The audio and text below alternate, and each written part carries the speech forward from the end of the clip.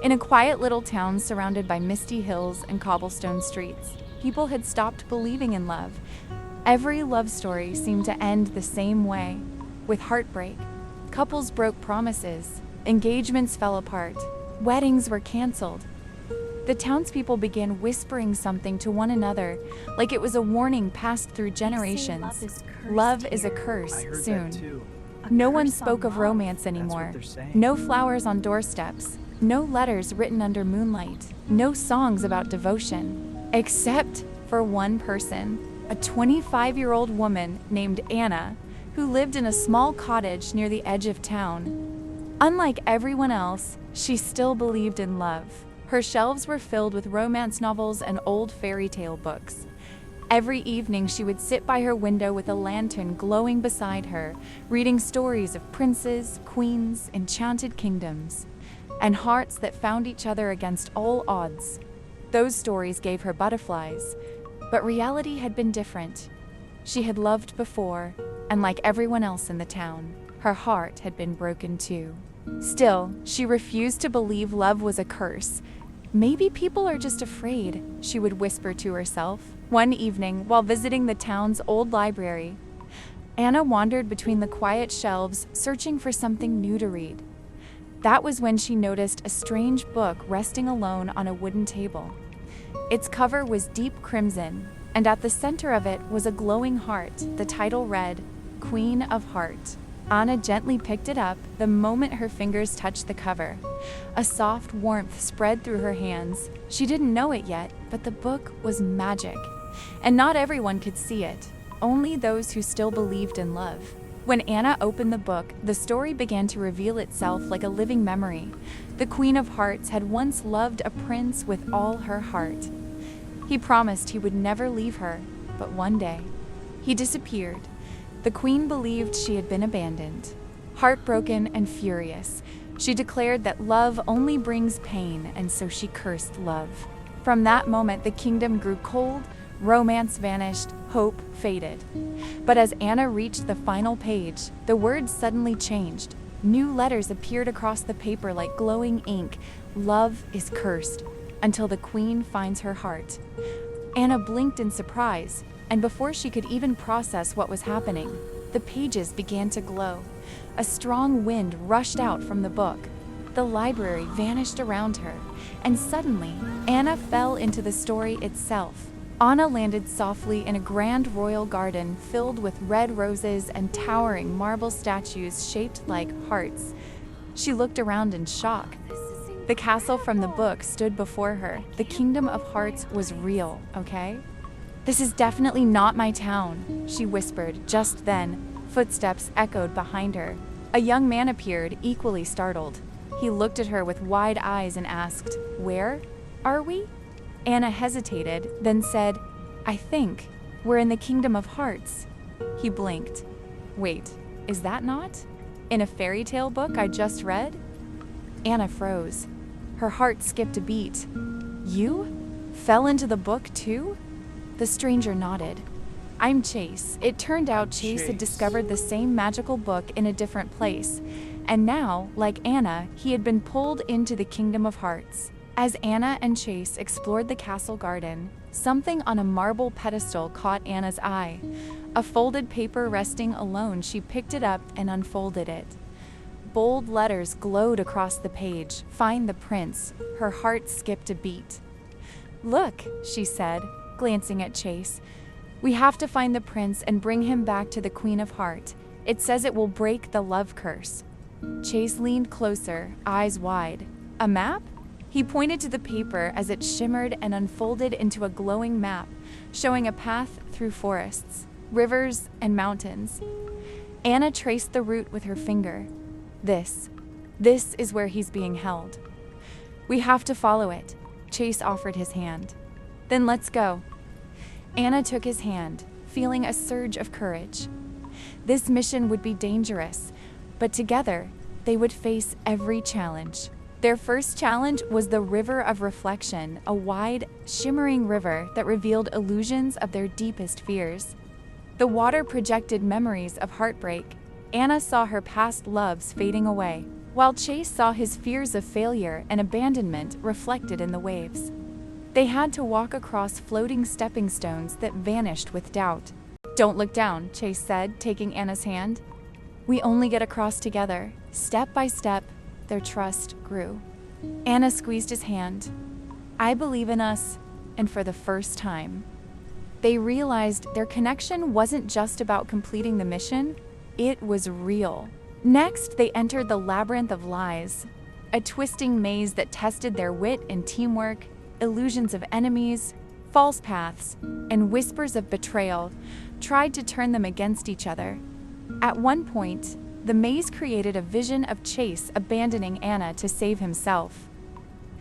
Anna froze, heart pounding, but Chase appeared through the illusion, his hand steady on hers. "I would never leave you," he said. "We finished this together." Together, they solved riddles, avoided traps, and navigated the maze. By the time they emerged, their bond had deepened through fear, challenge, and reliance on each other. They had fallen quietly in love. The final stage was the Mountain of Courage, where the prince was imprisoned at the peak inside a magical crystal cage. To reach him, they had to climb sheer cliffs while fending off enchanted storms and animated stone guardians. Anna slipped once, and Chase caught her just in time, holding her close for a heartbeat longer than necessary. She felt her heart flutter. "Thank you for everything. You're braver than you know," he whispered, brushing a strand of hair from her face. At the top, they found the prince. His face lit up when he saw them. "You came for me?" He gasped. "We had to," Anna said. They told him everything: the queen's heartbreak, the misunderstanding, the kingdom's cold years, the love curse. The prince nodded, tears in his eyes. "I never wanted to leave her. There wasn't a single day I didn't think of her, of us." After surviving the 3 stages and finally freeing the prince from the crystal prison on the mountain, Anna and Chase helped him down the steep path. The journey back to the Castle of Hearts was tense and dangerous. The roads leading to the kingdom were heavily guarded. Enchanted soldiers patrolled the gates, and magical barriers shimmered across the main roads. They had to move carefully. Sometimes they hid among thick trees. Other times, they followed secret paths the glowing map revealed. When guards came too close, Chase would quietly lead them to another route, while Anna guided the prince forward. By the time the red towers of the castle finally appeared in the distance, all 3 of them were exhausted, but hopeful. "We're almost there," Anna said softly. Inside the great hall of the Queen of Heart, silence filled the room as the guards announced the unexpected visitors. The queen sat upon her throne, her expression cold and distant, but the moment she saw the prince walk forward, her eyes widened. For a long moment, neither of them spoke. "Your Majesty," the prince said quietly. The queen stood slowly, disbelief trembling in her voice. "You left me." The words echoed painfully through the hall. The prince stepped closer, his eyes full of emotion. "I never left because I stopped loving you," he said. "I left because enemies of the crown threatened the kingdom and you. I went to stop them before they could reach you." His voice broke slightly, but before I could return, they captured me. The queen's expression softened, confusion replacing anger. "Every day I was imprisoned," he continued, "I thought about you. Not a single day passed that I didn't hope I would see you again."